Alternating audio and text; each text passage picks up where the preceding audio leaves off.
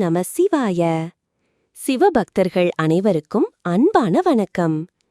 இந்த காணொளியில் பிரதோஷ வழிபாடு குறித்த முழுமையான விளக்கங்களை பார்க்கப் போகிறோம். அதற்கு முன் நீங்கள் சாஸ்திரிவாள் சேனலை இப்போதே சப்ஸ்கிரைப் செய்யுங்கள்.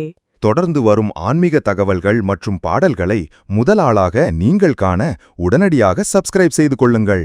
வாருங்கள், பிரதோஷ வழிபாடு குறித்த முழுமையான விளக்கங்களை பார்ப்போம். ஓம் நம சிவாய.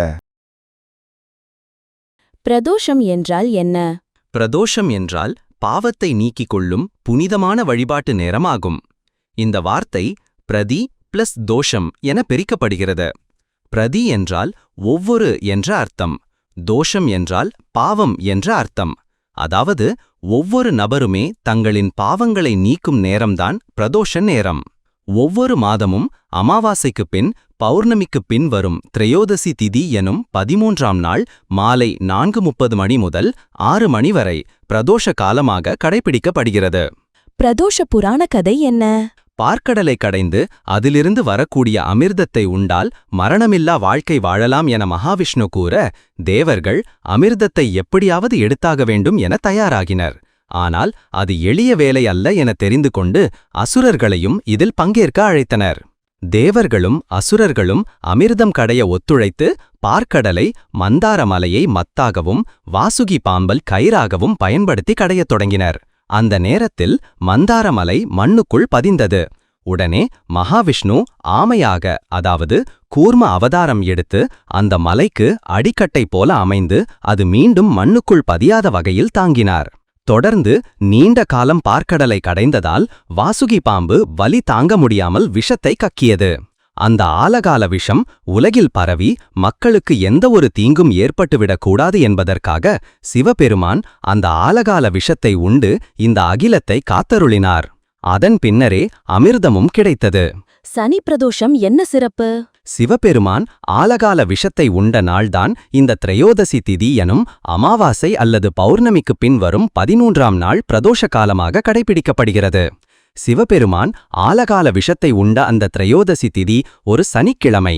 இதனால் மாதந்தோறும் இருமுறை வரக்கூடிய திரையோதசி திதியில் பிரதோஷமாக சிவபெருமானை நந்தி மூலமாக வணங்குகிறோம். அதே திதி சனிக்கிழமைகளில் வரும்போது சனி மகா பிரதோஷமாக மிகவும் விசேஷமாக கொண்டாடப்படுகிறது. பிரதோஷ தினத்தில் நந்திக்கு ஏன் முக்கியத்துவம்? பிரதோஷ தினன்று சிவபெருமான் தன் வாகனமான நந்தியின் 2 கொம்புகளுக்கு இடையே நின்று நடனமாடுவதாக ஐதீகம். அதனால் அன்றைய தினம் நந்திக்கு சிறப்பு பூஜை செய்கிறோம்.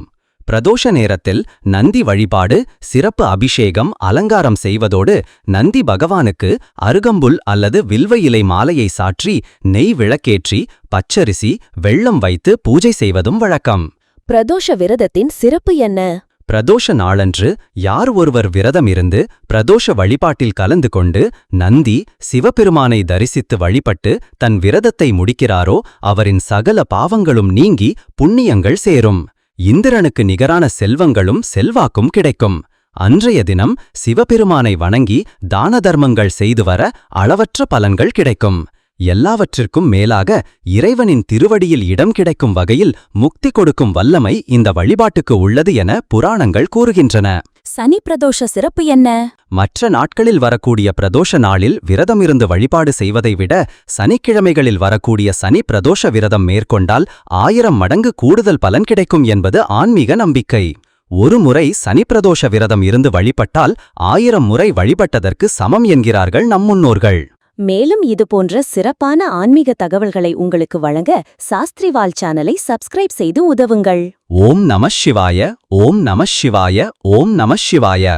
ஓம் நம சிவாய. ஓம் நம சிவாய. ஓம் நம சிவாய. சாஸ்திரிவாள் சேனலை உடனடியாக சப்ஸ்கிரைப் செய்யுங்கள்.